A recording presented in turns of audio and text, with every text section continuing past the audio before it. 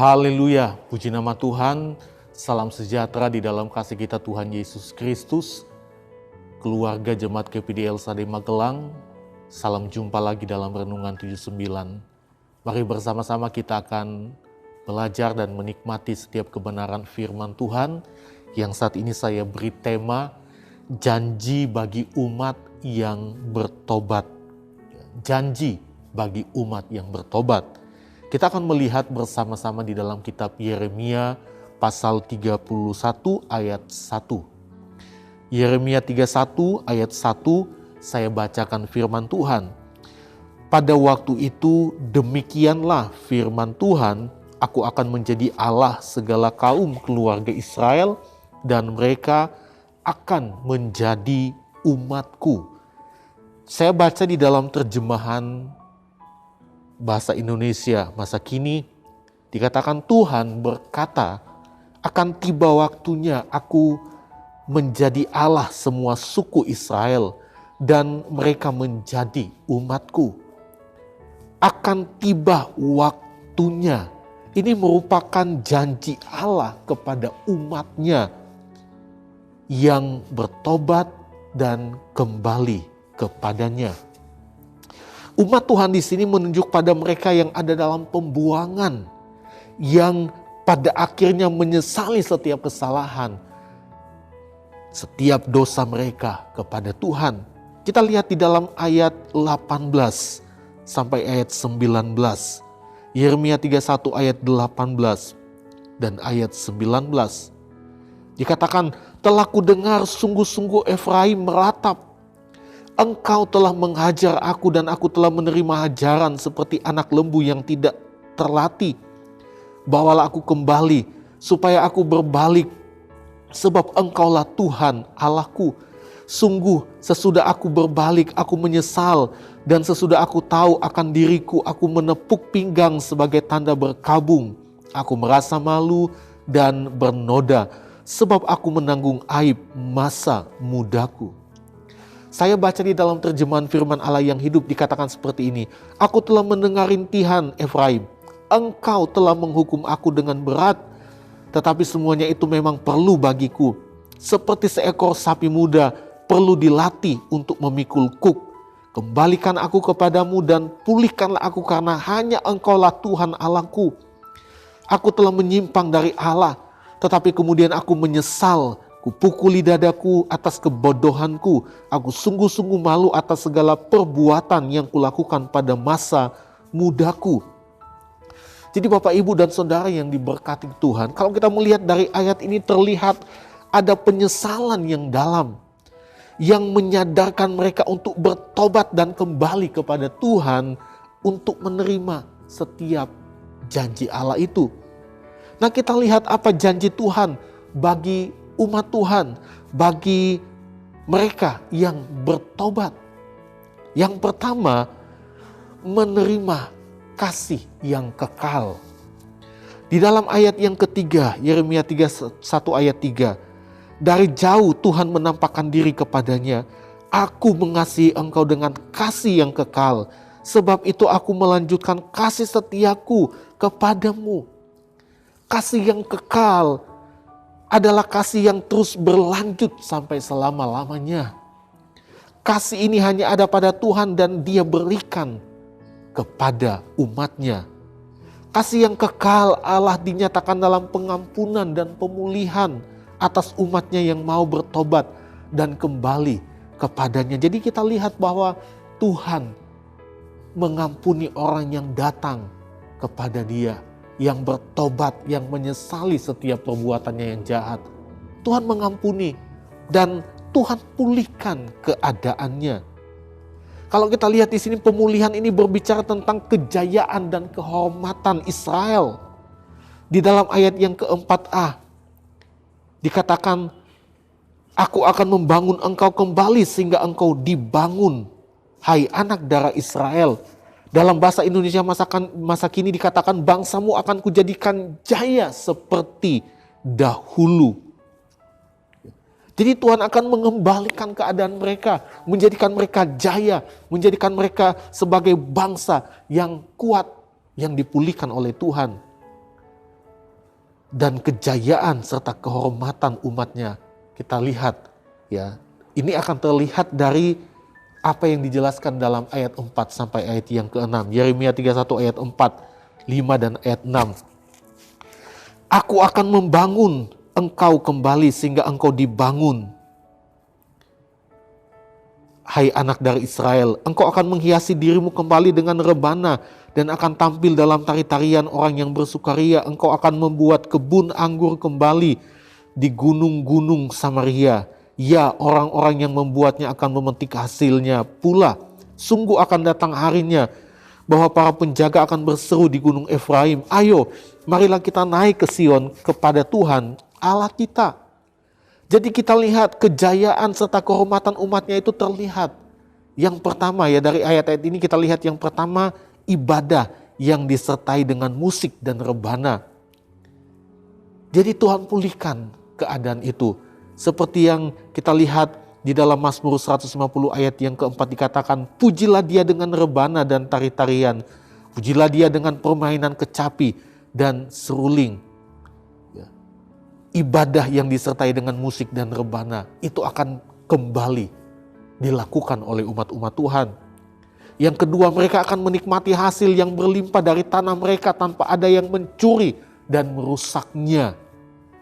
Dan yang ketiga kita lihat dari ayat-ayat ini, ibadah kepada Allah akan ditegakkan kembali di Sion, bahwa orang-orang akan datang berkumpul ke sana dengan hati senang luar biasa dan saling bergembira seperti pada masa Daud.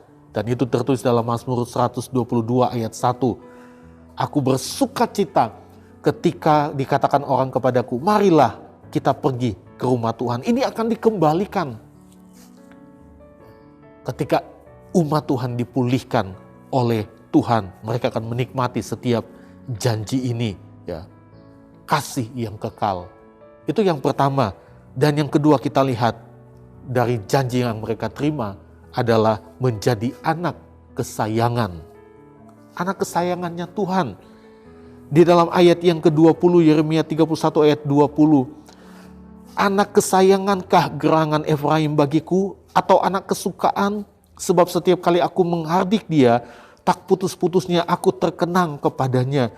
Sebab itu hatiku terharu terhadap dia, tak dapat tidak aku akan menyayanginya. Demikianlah firman Tuhan.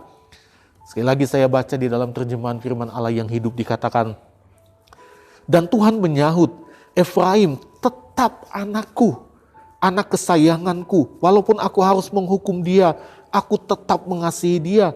Aku merindukan dia dan aku pasti menaruh belas kasihan kepadanya. Demikianlah firman Tuhan. Sebagai anak kesayangan yang dirindukan oleh Tuhan, yaitu umat-umat yang mau bertobat dan kembali kepada Tuhan, Allah akan membawa pulang umatnya dari tanah pembuangan kembali ke tanah perjanjian. Dan itu adalah janji yang akan terjadi bagi umat yang bertobat dan kembali datang kepada Tuhan. Ya. Janji ini ada di dalam ayat 8 sampai ayat yang ke-14 ya. Ayat 8 dikatakan, sesungguhnya aku akan membawa mereka dari tanah utara dan akan mengumpulkan mereka dari ujung bumi. Di antara mereka ada orang buta dan lumpuh, ada perempuan yang mengandung bersama-sama dengan perhimpunan yang melahirkan. Dalam kumpulan besar mereka akan kembali kemari. Dengan menangis mereka akan datang. Dengan hiburan aku akan membawa mereka, aku akan memimpin mereka ke sungai-sungai di jalan yang rata, di mana mereka tidak akan tersandung. Sebab aku telah menjadi bapa Israel, Efraim adalah anak sulungku. Ayat 10, dengarlah firman Tuhan, hai bangsa-bangsa, beritahukanlah itu di tanah-tanah pesisir yang jauh. Katakanlah, dia yang telah menyerahkan Israel akan mengumpulkannya kembali dan menjaganya seperti gembala terhadap kawanan dombanya. Sebab Tuhan telah membebaskan Yakub, telah menebusnya dari tangan orang yang lebih kuat daripadanya. Mereka akan datang bersorak-sorak di atas bukit Sion. Muka mereka akan berseri-seri karena kebajikan Tuhan, karena gandum, anggur dan minyak, karena anak-anak kambing, domba dan lembu sapi. Hidup mereka akan seperti taman yang diairi baik-baik. Mereka tidak akan kembali lagi merana. Jadi kita lihat bagaimana janji Tuhan Tuhan akan mengumpulkan kembali, mengembalikan mereka dari tempat mereka terserak, ya, umat Tuhan terserak di tanah Babel, terserak di kerajaan Asyur karena hukuman Tuhan. Tapi janji Tuhan, mereka akan dikembalikan ke tanah perjanjian sebagai anak kesayangannya Tuhan. Dan di tanah perjanjian mereka akan menikmati pemeliharaan Allah. Yang ketiga, kita lihat janji Tuhan bagi umat yang bertobat, menerima perjanjian baru. Ayat 31 sampai ayat 34. Ya, kita lihat Yeremia 31 ayat 31 sampai 34. Sesungguhnya akan datang waktunya, demikianlah firman Tuhan, aku akan mengadakan perjanjian baru dengan kaum Israel dan kaum Yehuda. Bukan seperti perjanjian yang telah kuadakan dengan nenek moyang mereka pada waktu aku memegang tangan mereka untuk membawa mereka keluar dari tanah Mesir. Perjanjianku itu telah mereka ingkari, meskipun aku menjadi Tuhan yang berkuasa atas mereka, demikianlah firman Tuhan. Tetapi beginilah perjanjian yang kuadakan dengan kaum Israel sesudah waktu itu. Demikianlah firman Tuhan, aku akan menaruh Tauratku dalam batin mereka dan menuliskannya dalam hati mereka. Maka aku akan menjadi Allah mereka dan mereka menjadi umatku. Dan tidak usah lagi orang menghajar sesamanya atau mengajar saudaranya dengan mengatakan, kenallah Tuhan. Sebab mereka semua besar kecil akan mengenal aku. Demikianlah firman Tuhan, sebab aku akan mengampuni kesalahan mereka dan tidak lagi mengingat dosa mereka. Jadi kita lihat, mereka akan menerima perjanjian baru. Perjanjian baru yang berarti Allah akan memperbaharui perjanjiannya dengan umatnya sehingga mereka menerima berkat dan pemeliharaan ilahi. Perjanjian ini berbeda dengan perjanjian saat Israel keluar dari Mesir. Ya. Perjanjian yang mereka terima pada saat itu perjanjian yang ditulis pada loh batu. Ya. Tetapi kita lihat perjanjian baru itu ditulis pada loh hati umatnya. Di ayat yang ke-33 itu sudah dijelaskan. Dan perjanjian ini dibuat bukan hanya kepada umat Tuhan Israel, tetapi kepada umat Tuhan, kepada gereja yang mentaati setiap firman-Nya. Mereka akan memperoleh dan pasti menikmati setiap janji Tuhan. Saat ini kita belajar dari apa yang dialami oleh umat Tuhan pada waktu itu. Dari setiap pelanggaran, setiap kesalahan yang mereka lakukan, Tuhan menghukum mereka. Tapi pada akhirnya kita lihat bagaimana kasih Tuhan itu sungguh luar biasa. Sehingga Tuhan memberikan janji kepada umatnya kalau mereka mau bertobat dan kembali kepada Tuhan. Dan saya percaya janji yang sama juga kita akan nikmati di dalam setiap kehidupan kita sebagai umat-umat Tuhan, sebagai gereja Tuhan. Kita pun tidak lepas dari setiap kesalahan, setiap dosa di hadapan Tuhan. Tetapi Tuhan akan memberikan janji ketika kita tetap setia, kita mau bertobat dan kita mau kembali kepada Tuhan. Kita akan menikmati setiap janji Tuhan, di mana Dia Tuhan yang akan memberikan kasih yang kekal. Dia juga Tuhan yang akan menjadikan kita sebagai anak kesayangannya. Dan kita akan menerima setiap perjanjian yang daripada Tuhan, di mana firman itu akan terukir di dalam setiap loh hati kita dan akan menjadikan kita sebagai umat-umat Tuhan yang akan menikmati setiap janji yang kekal daripada Tuhan. Puji nama Tuhan, Tuhan Yesus memberkati kita semua. Mari sama-sama kita akan berdoa buat firman Tuhan. Segala pujian, syukur, hormat, kemuliaan hanya bagi Engkau. Terima kasih buat saat ini kami boleh kembali menikmati firman-Mu. Kami percaya janji kepada umat yang bertobat, janji yang sama kami nikmati ketika kami juga hidup di dalam pertobatan dan kami mau tetap setia hanya kepadamu Tuhan. Karena kami percaya Engkau yang sudah memulihkan setiap keadaan kami, menjadikan kami anak-anak kesayangan-Mu.